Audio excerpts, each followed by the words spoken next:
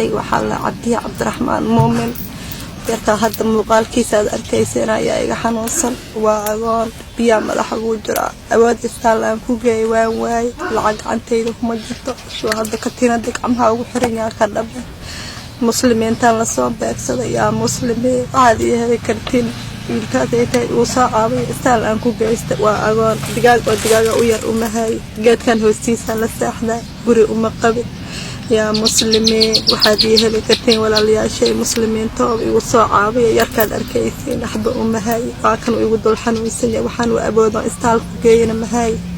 يا مسلمين يا مسلمين مسلمين تبال عليا وعد يوسع كتين يوسع عليا يركض راي عنو سرايبي ملاقة ليالا وأغاب أبي مصايبة الدش جاد كان هستيتان للساحلة وحان وهاي ملاها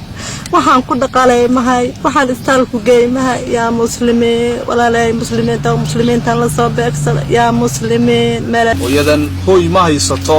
meel ay ilmahan ku nooleysana ma haysato cunugan aad arkaysaan haatan gacmaha ayaan haynaa 24 saac ee la soo dhaafayne xaalad adag ayuu ku jiray xaaladana waa mid marba mar ka sii dambe soo gasii darayso waad aragtaan gacmaha waxa uga xirxiran silsilad cilcelinaysa ma jirto aabihiina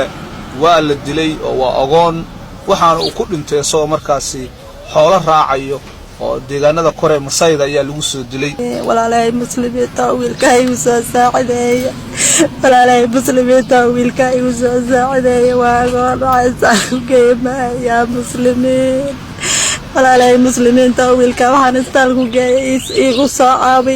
soo caabiya Cabdirasaaq la dhahaa wiiga xanuunsan waa curadkay axbu baay سوق عما وهرجان كذب يا مسلمين ما لا جوكتين ويلكا وحن استالكو جيستا يوصو عابية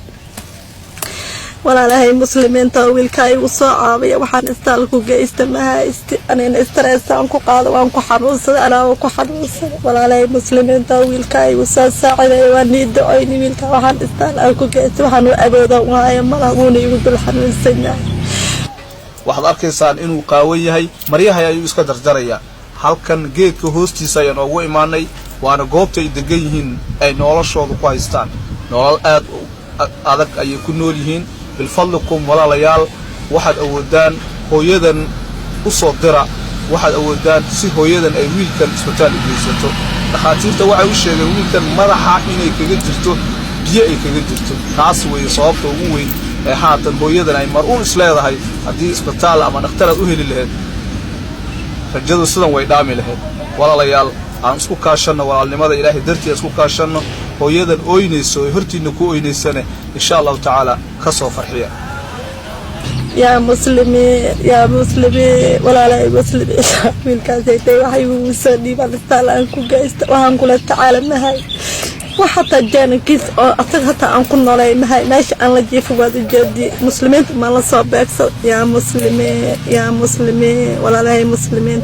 ولا لا مسلمين ويلكا وحي بوسودي